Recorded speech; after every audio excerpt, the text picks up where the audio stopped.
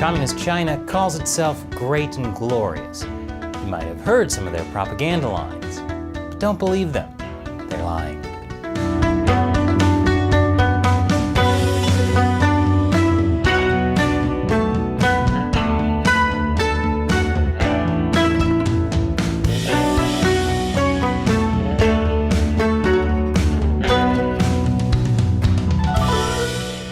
Welcome to China Uncensored, I'm Chris Chappell. What do you really know about China? It's the most populous country in the world, and the second biggest economy. It's home to the Great Wall and pandas. But it's also home to the most brutal communist regime in the world today, and it spends billions of dollars on propaganda. Propaganda targeted at you. Many of the things people think they know about China aren't actually true. Here are 5 lies China told the world. Lie number 5. The Communist Party lifted millions out of poverty. This is a big one. The Communist Party likes to claim it lifted 800 million people out of poverty. And once they get groups like the World Bank to repeat their lie, it's easy. Now, Chinese state-run media can cite the World Bank to perpetuate the lie. And if you visit the places the Chinese regime wants tourists to see, you might think China really is a rich, prosperous country. But it's mostly propaganda. They're hoping you don't read the fine print. Like, sure, the World Bank says China lifted people out of poverty, but they define poverty as the international poverty line of $1.90 per person per day. So if you make $1.91, congratulations, you've been lifted out of poverty. You're now only considered low income. And according to the Pew Research Center, China still has about 900 million people who are low income. People who make more than $1.90, but less than $10 a day. That's a day, not an hour. A day. But things are still better in China than they were in the past, right? Well, maybe. It depends on how far back you go. 200 years ago, during the Qing dynasty, China was a wealthy, prosperous nation. But then, China faced decades of war, the collapse of the Qing dynasty, a civil war, a Japanese invasion, and then more civil war. And after the communists won the civil war in 1949, that was followed by the absolute disaster unleashed by Mao Zedong. Chairman Mao collectivized farming. Tens of millions starved to death. Private business was all but illegal. Communism made pretty much everyone poor, except wealthy communist officials like Mao Zedong and friends. But even after Mao died, it wasn't the Communist Party that lifted people out of poverty. The party just backed off on the whole collectivization thing. They allowed people to go back to doing what they used to do before communism, selling crops, doing business, and making a living for themselves. So hundreds of millions of Chinese people lifted themselves out of poverty. But economic reform did not come with social or political reform. People often are still forced to work long hours in unsafe conditions for low wages with no right to unionize. And the Communist Party still has control over every single business in China. Meanwhile, Taiwan, the free and democratic country, is much better off. Taiwan has 4 times the GDP per capita as China. So now when you hear someone say communism lifted millions out of poverty in China, you can tell them that's a lie. Stick around after the break because there are more lies to tell. Welcome back. Lie number 4. China is a developing country. China is the world's second largest economy. But they still get the world to recognize them as a developing country. Sure, the Communist Party will brag they lifted 800 million people out of poverty, but then they'll say China is actually very poor, so it deserves handouts and concessions. They got the World Trade Organization to hand them special provisions which give developing countries special rights. And those special provisions allow the Chinese Communist Party to outcompete countries like the US. As a developing country, China is allowed to discriminate against foreign companies by favoring higher-priced and lower-quality domestic providers. The US is not allowed to do that. The WTO also encourages developed countries like the US to share technology with developing countries. And then we get to a situation where US companies like Microsoft work with Chinese military universities. That's not treason or supporting crimes against humanity, it's just helping a developing country. These WTO rules are designed to help countries that are actually poor and disadvantaged. But China's economy is larger than the economy of every single developed country except the US. But yes, there are a lot of people in China, and like I said earlier, many of those people are still pretty poor. So, is China a developing country?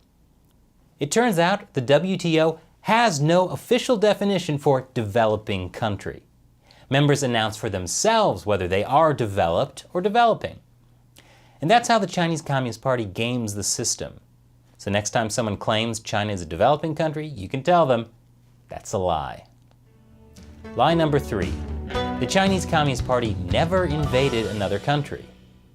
This is one I hear get repeated a lot, usually in the context of, oh, why are you criticizing China? China is peaceful. China never invaded another country like the evil US imperialists, which is a silly argument because it assumes you can't criticize more than one country. And believe me, I can. But it also simply isn't true. One of the first things the Communist Party did after seizing control of China was to launch an invasion of Tibet in 1950.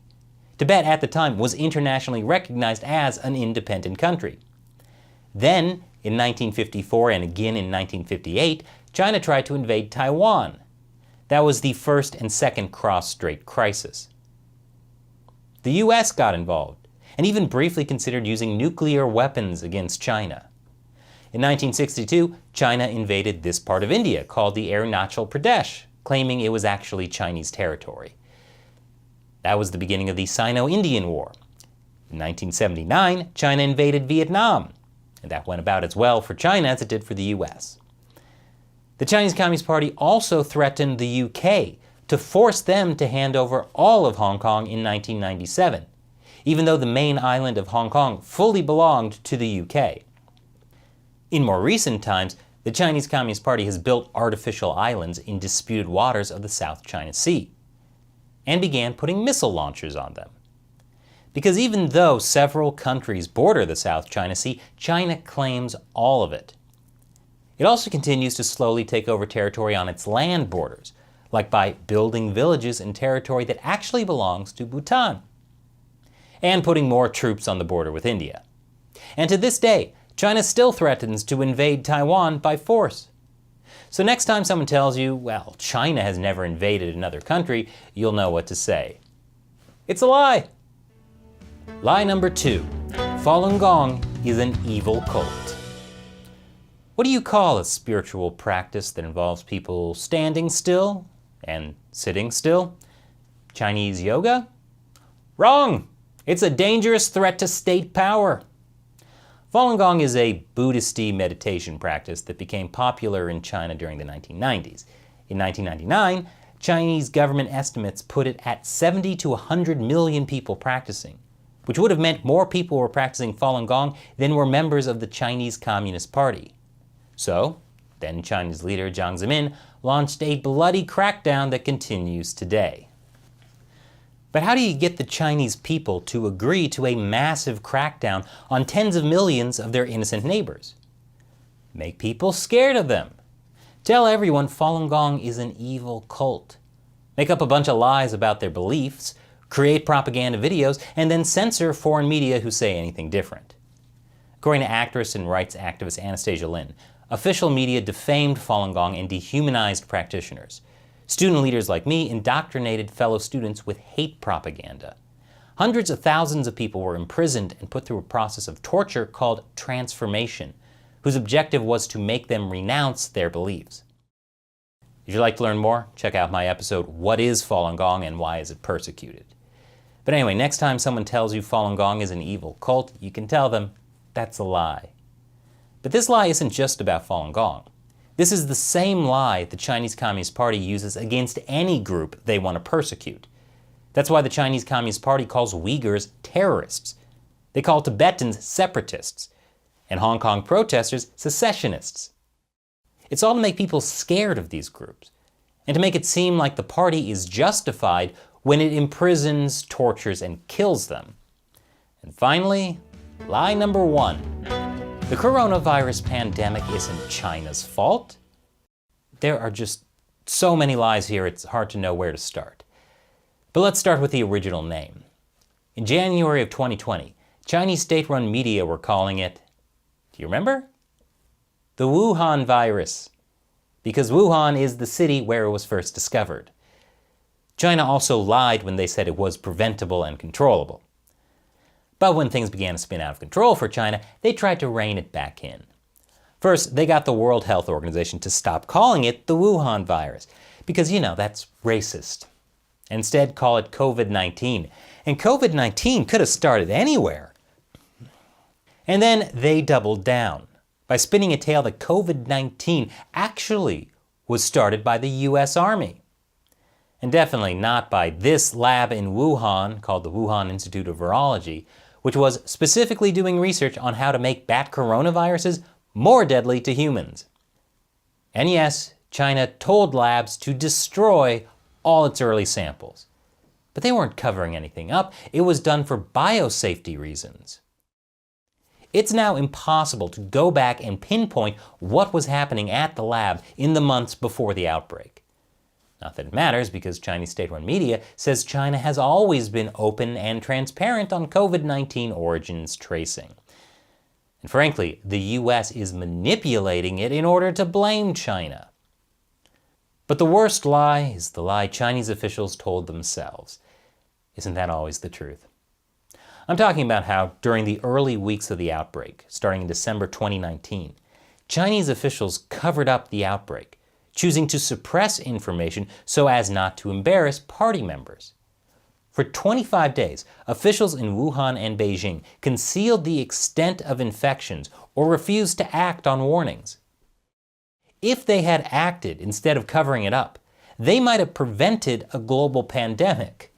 But oops. And then after that happened, well, what choice did they have but to spin a bunch of lies? So those are 5 lies China told the world. How many have you heard before? And have you ever gotten into an argument with someone over any of them? Let me know in the comments below. And before you go, it's time for me to answer a question from a fan who supports the show on the crowdfunding website Patreon or Locals. YouTube demonetizes pretty much all of our episodes, so they would have run us out of business years ago if it weren't for support from viewers like you. Let me grab one from the bottom here. Wow, this one is from November 2019. Don't know how this got in the hat, but okay. Logan asks, what is Article 9 and how is it the anti-Bill of Rights? Now, Logan is referring to something retired General Robert Spalding mentioned in an interview I did with him. It's actually usually referred to as document number 9. It's a leaked internal document circulated within the Chinese Communist Party in 2013. And it really is the anti-Bill of Rights. While the Bill of Rights guarantees freedoms we often take for granted, Document 9 calls things like media freedom and judicial independence dangerous Western values that the party has to fight against. It calls things like democracy and universal values extremely malicious. In other words, it's like the Chinese Communist Party's Declaration of Unindependence, clearly stating the Chinese regime is the enemy of freedom and liberty. Something fun to remember. Thanks for your question, Logan. And thank you for watching. Once again, I'm Chris Chappell. See you next time.